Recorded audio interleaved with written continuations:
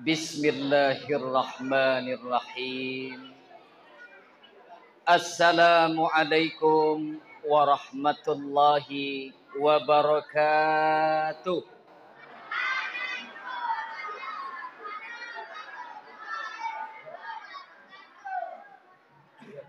Alhamdulillah. Alhamdulillahilladzi yassaral Qur'ana lidzikri fahal min muddakir. Wassalatu wassalamu ala Rasulillah alladzi jaa bil Qur'ani wa tadhkir. Wa ala alihi wa ashabihi alladzina yattabi'unahu fi muamalati bil Qur'ani wa tafsir. Bapak Ibu hadirin sidang jamaah Qiyamul Lail yang dirahmati oleh Allah, yang sama-sama kita muliakan segenap para alim ulama, yang sama-sama kita hormati para tamu undangan, hadirin sidang jamaah Qiyamul Lail malam 17 Ramadan. Bapak Ibu hadirin sidang jamaah Qiyamul Lail yang dirahmati Allah. Pertama, bersyukur kita atas nikmat yang Allah berikan kepada kita sampai malam ini. Karena ternyata malam ini Allah masih berikan kita nikmat sehat. Dan malam ini adalah malam rangka yang spesial. Kita lebih dekat kepada Allah Subhanahu wa ta'ala. Allah itu amat sangat dekat dengan kita. Tapi andai ada makhluk yang tidak merasa dekat dengan Allah, maka inilah makna dari firman Allah. Fadhkuruni adzkurkum.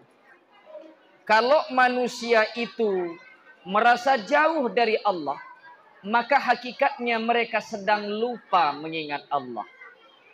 Ibaratkan ada orang yang mungkin keluarga, ada ayah, ada ibu, ada anak, duduk di satu kursi panjang. Tapi mereka saling merasa berjauhan. Ibaratkan kita sedang duduk di satu kursi, tapi tidak saling berbicara dan merasa jauh. Apa sebab? Karena kita terkonsentrasi dengan handphone masing-masing. Maka kita tidak merasa dekat. Walaupun jarak itu dekat. Tetangga, saudara, keluarga, ayah dekat duduknya. Tapi tidak merasa dekat. Apa sebab? Terkonsentrasi dengan handphone masing-masing. Maka manusia pun begitu. Maka inilah doa selesai sholat. Salah satu doa kita, Allahumma a'inna. Ya Allah tolong kami. Ya Allah bantu kami. Ala dzikrika. Agar kami selalu mengingat Engkau ya Allah. Kalau orang sudah ingat Allah, maka yang kedua akan tumbuh. Dia akan bersyukur. Orang kalau sudah bersyukur atas nikmat Allah, maka dia akan melaksanakan perintah ibadah. Ibadah itu akan menjadi ibadah terbaik di hadapan Allah. Salawat dan salam kepada Nabi Muhammad sallallahu alaihi wasallam. Seorang nabi dan rasul yang amat sangat dermawan. Rasulullah itu makhluk paling dermawan. Dan lebih dermawan lagi kalau di bulan Ramadan. Maka kita mengaku umat Nabi, tidak ada umat Nabi Muhammad itu yang pelit. Maka saya berani sampaikan, Desa Pulau Latong, penduduk desa ini terkhusus kembali. Isi Masjid Al-Iqrar ini ternyata adalah umat-umat dalam kategori umat terbaik. Tak ada yang pelit. Banyak sodakohnya, banyak impaknya, ada wakafnya, ada hibahnya, keluar zakatnya. Maka kita tidak dalam kategori pendusta agama. Karena ada orang itu pendusta agama. Apa sebab? Tidak melihat anak-anak yatim di sekelilingnya yang lapar. tidak mengindahkan, tidak mampu membantu orang-orang yang tak mampu. Dalam kategori ayat disebut orang miskin. Maka kita terbebas dari itu. Intinya kita yang mengaku umat Nabi, ikut sunnah Nabi, terutama dalam Ramadan, jangan mana suaranya ini? Ini cerita pelit ini agak kurang suaranya. Jangan kurang lagi kan? Jangan pelit. Jadi orang pelit itu ibaratkan orang kalau kita minjam uang, maka kalau sudah waktu ditentukan untuk membayar, tapi kita tidak bayar, ada orang nunggu. Gitupun sedekah ini. Kita yang waktu sehat walafiat nggak mau sedekah, pelitnya minta ampun, maka nanti ingat ada yang nunggu. Enggak juga dibayarkan, enggak juga ringan tangan tuh membantu, maka nanti ada tukang tagih. Tagihan itu bukan bentuk orang yang datang ke rumah kita. Allah paksa uang itu keluar dengan cara yang tidak terhormat. Datang sakit, banyak masalah, anak ngulah, istri ngulah, suami ngulah. Itu cara yang tidak terhormat. Berakibat dari kita hidup di dunia ini jadi orang pelit. Maka jangan pelit, itu kuncinya. Bapak Ibu hadirin sidang jamaah pendengar yang dirahmati Allah. Malam ini spesial nuzul Quran. Maka saya tidak akan berlama-lama. Karena setelah ini ada pembahagian santunan bagi anak-anak yatim. Terkhusus di desa ini. Maka sebelum saya mulai, saya minta kepada anak-anak jangan ribut. Anak-anak jangan ribut. Nanti yang ribut tidak dapat hadiah. Anak-anak yang ribut, panitia coba perhatikan. Kalau ada anak-anak nih yang ribut, nanti kasih amplop yang tipis saja. Yang 5.000 aja. Yang nggak ribut, dapat hadiah besar. Dapat piala lagi. Maka jangan ribut. Taib, kita langsung ke kajian. Ada yang bertanya, kenapa nuzul Quran? Nuzul Quran itu kita peringati malam 17 Ramadan. Mana dalilnya Ustaz? Tadi kita dengar dalilnya. Bahkan tadi ketika sholat Isya, bahkan jadi sani pertama, rakaat pertama itu sudah disampaikan oleh imam kita. Kebetulan imam tadi saya tanya ini ketua BKM. Dapat jadwal Ustadz tuh saya bilang. Maksudnya saya nanya imam. Karena imam kita tadi itu imam favorit. Coba perhatikan. Kenapa diperingati malam 17? Kapan turunnya Al-Quran tuh? Ayat pertama, Inna anzalnahu fi lailatin mubarakah. Al-Quran tuh turun di malam berkah. Dalil kedua, Inna anzalnahu fi lailatul qadr. Al-Quran tuh turun di malam penuh keberkahan. Kapan itu? 360 sekian hari, malam keberapa dia? Maka ayatnya disambung dalam surah lain, Syahrul Ramadan alladzi unzila fihil Qur'an. Ramadan itu bulan turunnya Al-Quran. Dari sini kita tahu bahwa ternyata Al-Quran itu turun di bulan Ramadan. Maka tereliminasi bulan yang lain. Muharram, Safar, Rabiul Awal, Rabiul Akhir, Jumadil Awal, Jumadil Akhir, Rajab, Sya'ban, Syawal, Dzulqa'dah, Dzulhijjah. Berarti Ramadan adalah bulan turunnya Al-Quran. Menurut madhab Syafi'i, turunnya Al-Quran itu malam ke-17. Maka kita peringati malam ke-17. Baik, Bapak Ibu hadirin sidang jamaah pendengar yang dirahmati Allah. inti ceramah singkat kita malam ini tentang memperingati turunnya Al-Quran. Malam ini kita mengukur diri kita. Bagaimana tingkat kedekatan kita dengan Al-Quran. Maka malam ini ukur diri kita. Jangan tunjuk orang lain, diri kita saja ukur. Pertama, untuk mengukur kedekatan kita dengan Al-Quran, maka orang kalau dekat dengan Al-Quran itu ada proses pertama. Namanya qiraah, membaca. Maka disebut yang mahir baca Quran itu, yang suaranya bagus, yang suaranya luar biasa, disebut untuk laki-laki qari. Perempuan disebut qari'ah. Bahkan ini jadi nama kita umat Islam. Apa maknanya? Membaca ini asas awalnya, inilah perintah turunnya Al-Quran pertama. Iqra, artinya membaca. Maka kedekatan kita dengan Al-Quran pertama membaca. Orang membaca dalam konteks ini tidak tahu artinya. Maka kalau ada orang baca Quran, dia baca Al-Quran, tapi tak tahu artinya. Tak paham makna di balik bacaannya. Tak mengerti dia isyarat dari balik bacaannya. Dan dia belum hafal yang ia baca. Yang jelas dia baca saja. Maka namanya qiraah. Maka ini tingkat pertama. Coba ukur diri kita. Apakah kita di level ini?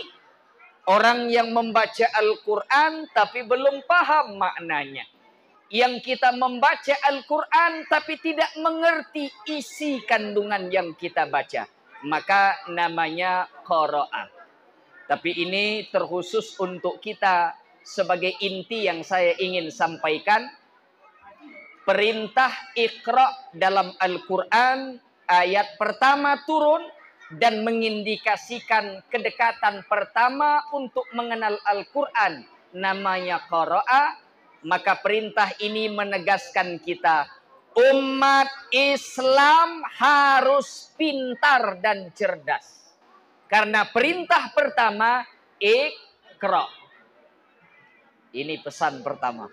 Maka Ramadan, kita mungkin belum paham makna yang kita baca. Tapi yang jelas dalam Ramadan, khatamkan Al-Quran. Ini saya perhatikan, selesai salat tarawih di masjid ini ramai upaya untuk mengkhatamkan Al-Quran.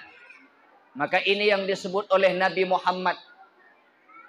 Yang mahir-mahir baca Al-Quran. Yang benar bacaannya. Yang benar cara menyebutkan, melafalkan hurufnya. Yang benar makharijul hurufnya.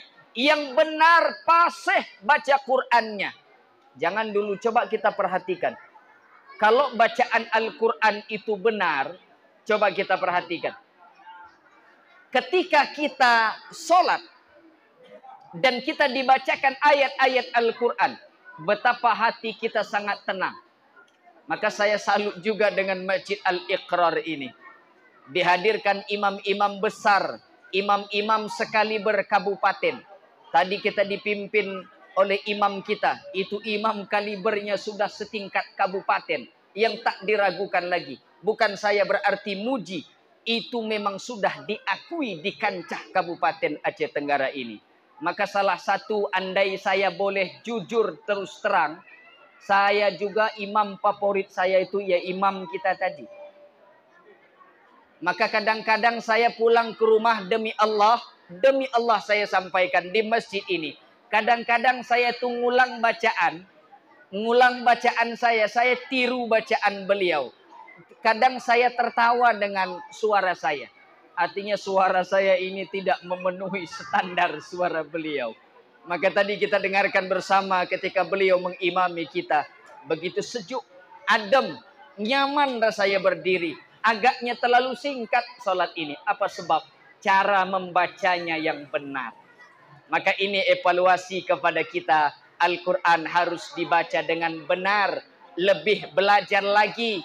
Ini huruf ja, ini huruf za, ini huruf zai, ini za. Ada ja, ada za, ada zai, ada za. Ini huruf ba. Ini huruf kaf. Ini huruf ma. Ini kita ini memang harus benar-benar latihan.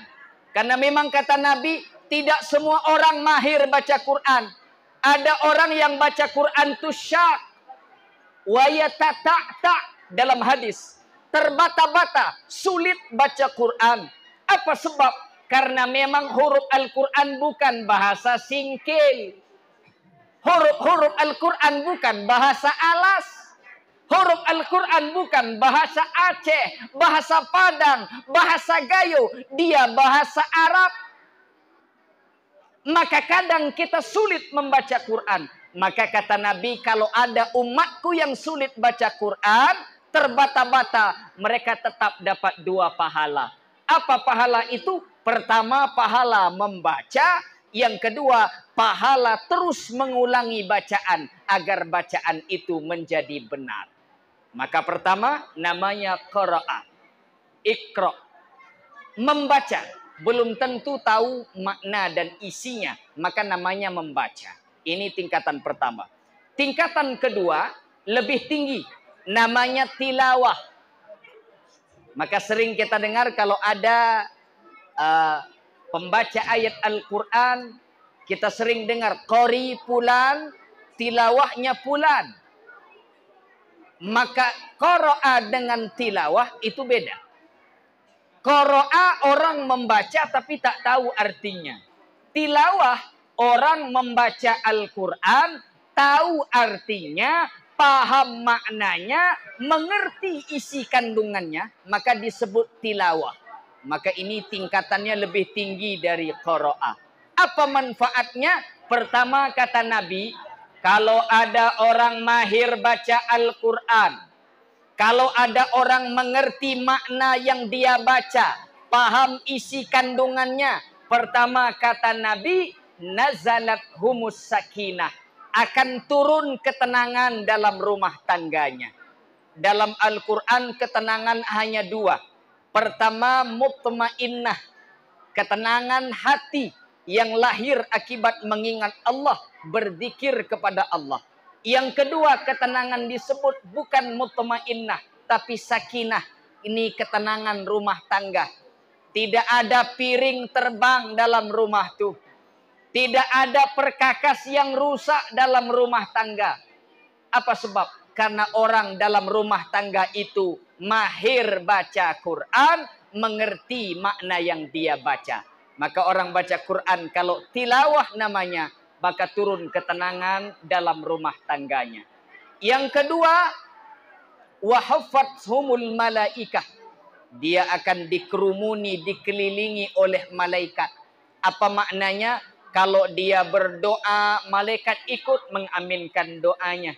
Kalau dia zikir, malaikat pun ikut zikir. Kalau dia tasbih salawat, maka malaikat pun ikut. Intinya orang yang mahir tilawah Al-Quran itu akan dikelilingi oleh malaikat. Setiap doanya, malaikat pun ikut mengaminkan doa-doanya. Itu dahsyatnya pentilawah Quran. Ini secara kasat mata kita tidak lihat jumlah malaikat. Tapi kalau kita lihat dalam satu hadis Nabi menjelaskan, di masjid ini, di tempat ini, jumlah malaikat melebihi dari jumlah kita. Apa sebab? Karena dari tadi kita bertasbih, berzikir, mengingat Allah Subhanahu wa ta'ala. Karena ada malaikat khusus yang Allah ciptakan untuk mencari ahli-ahli zikir. Ketika mereka dapat ahli zikir itu, maka setiap doa orang yang berzikir itu, mereka ikut mengaminkan doa mereka. Maka ini kedua. Yang ketiga, orang yang mentilawahkan Al-Quran itu, pertama turun ketenangan, yang kedua dikerumuni, dikelilingi oleh malaikat, yang ketiga dia akan dibangga-banggakan oleh Allah. sebagai hamba yang soleh, hamba yang luar biasa nilainya di hadapan Allah Subhanahu wa taala. Lalu yang keempat, dia tidak sekadar turun ketenangan dalam rumah tangga, tidak sekadar dikerumuni oleh malaikat, tidak sekadar dibangga-banggakan, tapi dia hafadzhumul malaikah. Maka orang yang mentilawahkan Al-Quran itu akan turun rahmat Allah Subhanahu wa taala. Rahmat karunia pemberian Allah. Rahmat ini maksudnya pengampun dosa. Orang mahir baca Quran, mengerti yang dia baca, turun rahmat Allah.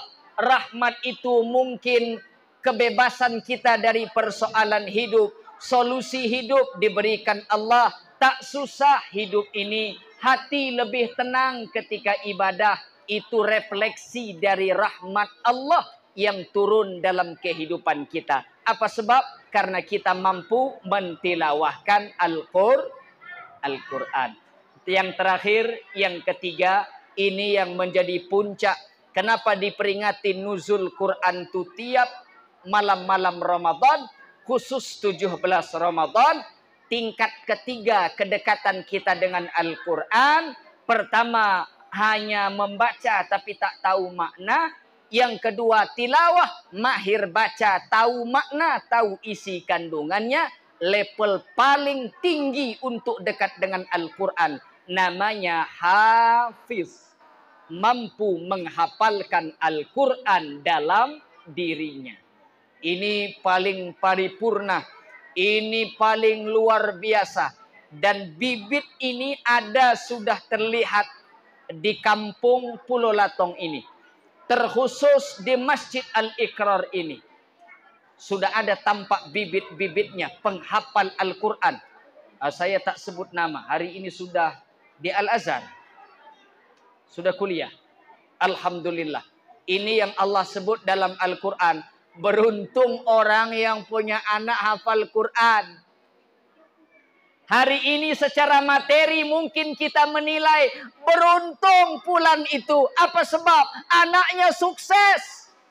Beruntung Fulan, dia dapat pekerjaan. Pekerjaannya itu menghasilkan. Penghasilannya besar, gajinya besar, bangun rumah besar, beli kendaraan besar. Beruntung Fulan punya anak yang sukses. Saudaraku, saudariku yang dirahmati Allah, sukses jangan selalu diukur oleh materi. Kalau kita orang sukses, orang tua sukses, ayah sukses, ibu-ibu yang sukses, engkau sukses sejati. Ketika lahir anak, anak taat dalam ibadah dan mampu menjadi penghafal Al-Quran, barulah engkau disebut orang tua sukses dunia dan akhirat. Banyak kita nih anak tuh sukses hebat, tapi nggak sholat, nggak mahir baca Quran sama sekali, maka itu belum sukses. Maka sukses jangan diukur secara materi. Maka pesan ketiga ini lewat hafiz.